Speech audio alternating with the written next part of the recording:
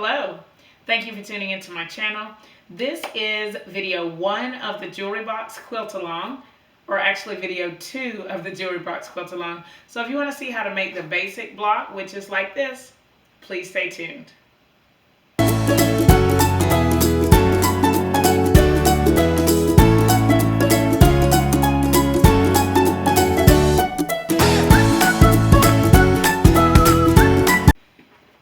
Super excited to get started with sewing the blocks for this quilt along. If you haven't seen the previous 2 videos, they are linked in the description box. We're working on what I'm calling the jewelry box quilt along, and I have the basic design of the quilt right here, but what's cool now is that I made a little printable. And this isn't complete by any means.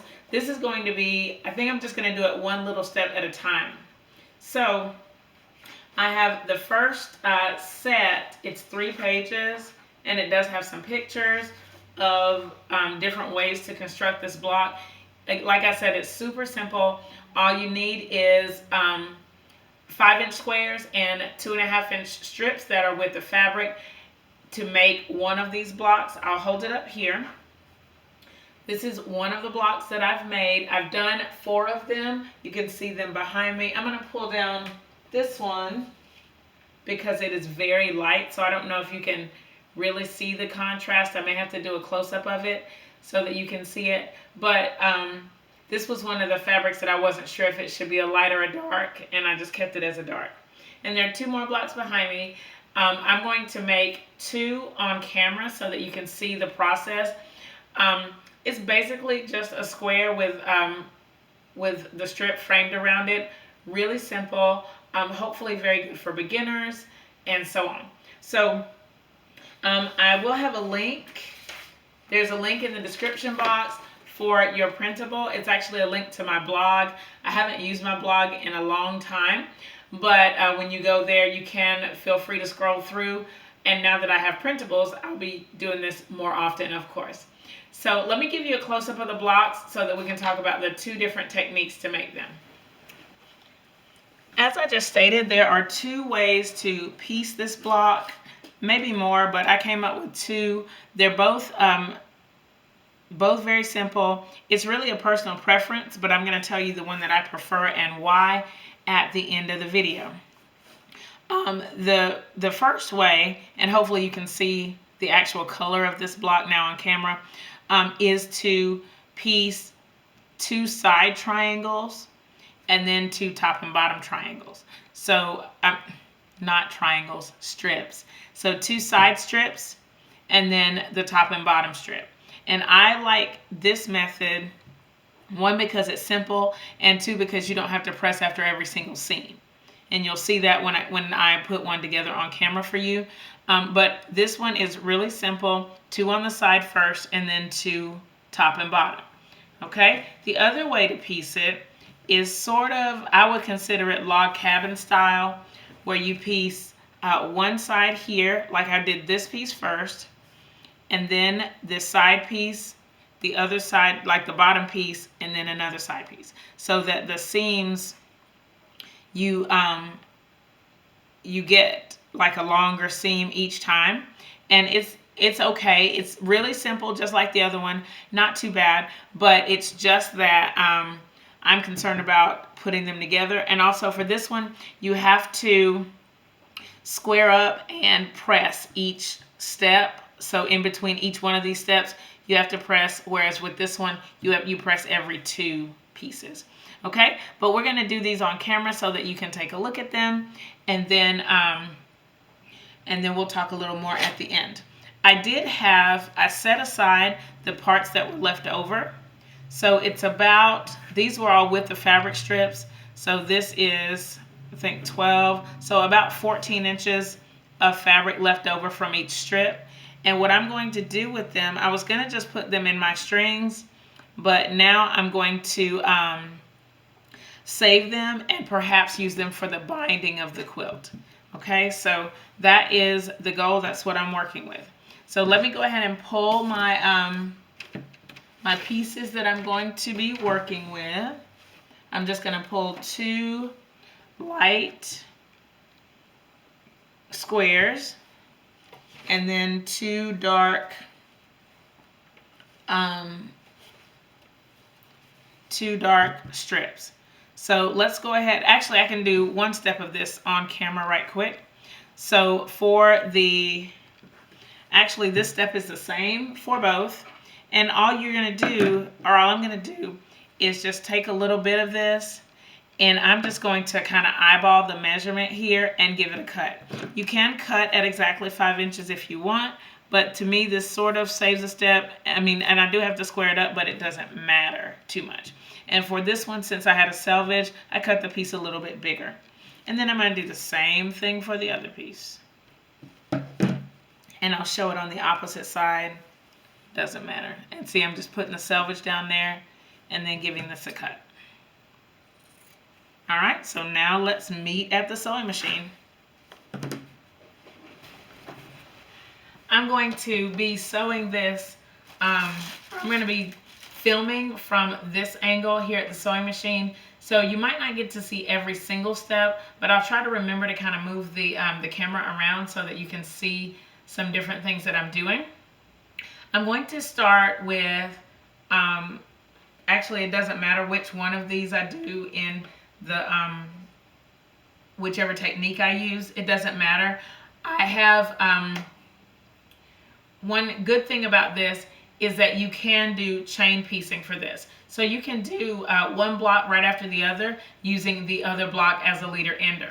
I recommend, or well, what I'm going to do is make 2 of these at a time, because it's easier to just manage 2 blocks than it would be to manage, say, all 25 of the color frame blocks. Because since I'm doing a little bit of cutting and all that, I don't want to have to search through all of the fabrics to find that exact one. And granted, you could make it completely scrappy and have each part of the frame a different fabric, but I'm just not going to do that. So my first step is just going to be to take one of my squares and one of my strips, and I'm just going to flip it right side together, and then I'm going to sew a 1/4 inch seam down one side. I'll go ahead and do that here on camera, but I might not show the other sewing yet. Since I'm going to do 2 pieces at once, I'm doing 2 blocks at once. I'm going to go ahead and chain piece the first step of each one of these. And I have my my Pell-on paper leader ender already working over here, and so it was already at the machine, and I'm just going to I'm going to cut it off in just a second. Okay. And again, I'm just using a 1/4 inch seam on for the seam allowance for these. Okay. So once I've stitched through the second piece, I can go ahead and get the first piece ready or take it off the machine.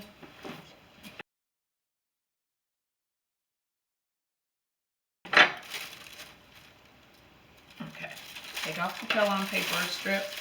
Now, as I take this off, this block I'm going to do, this is my butterfly square. I'm actually going to do this with technique number 1, which is where I do the 2 side strips first, and then the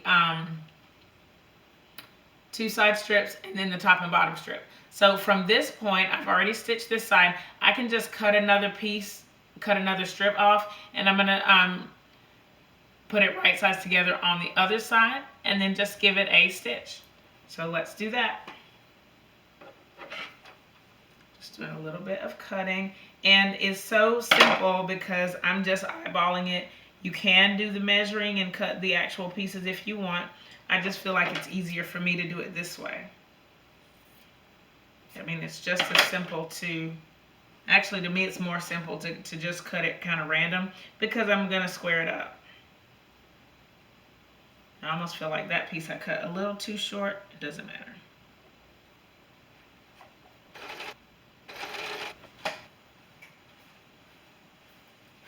So for technique 1, this is the one where I did the 2 side strips first. What I did was I flipped the square over and I cut on either side to get the excess fabric off, and it wasn't a lot at all. And then now I'm going to press this, press the seam allowance out towards the strips, and then I'm going to cut 2 more pieces of fabric that are just a little bit longer than either side so that the rest of this can be sewn together. I'll meet you at the sewing machine after I'm done pressing.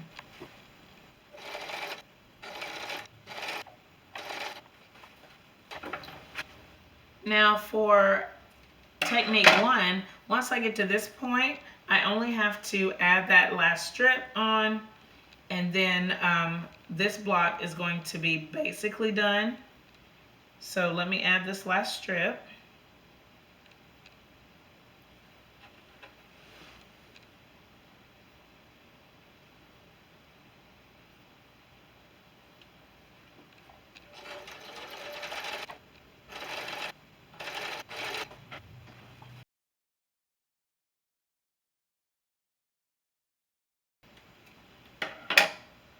With this block, I'm going to do technique number 2, which is the log cabin style. So what I'm going to do is I'm going to go over to my cutting table. I'm going to go ahead and square off the top and the bottom. Then I'm going to press it open like this, and I'll show you the next step. I'm going to turn it so that the strip that I just added is at the top, and then I'm going to add a new strip on the right side. So I'm moving the block clockwise to add a strip. And then again, I'm just going to give it a nice cut so that it's a little bit longer than the side that I'm stitching. And then I'm going to flip right sides together and give it another 1/4 inch seam.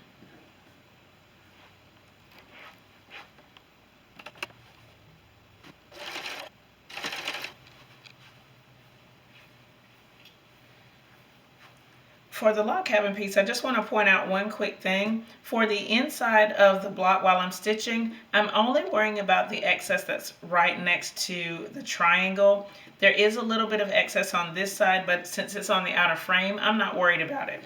I'm flipping this over because I'm left-handed, and so I need to cut the excess off of the square. I don't know if I said triangle again. I hope I didn't. But I have to cut the excess off of the square and then press it so that I can get ready to add another piece. And let me show you where I'm going to add that other piece. I'll finger press this right quick so that you can see it.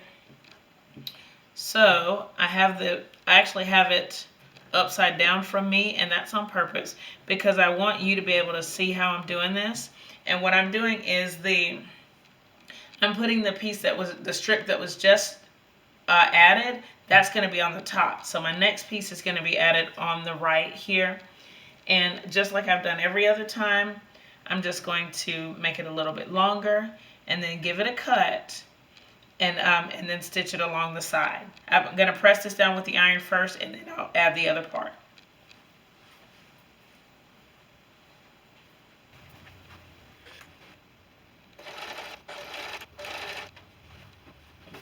Now,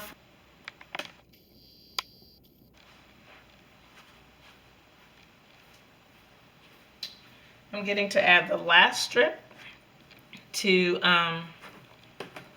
this block, and I'm just going to go ahead and give it a cut to get that excess off of where the square is.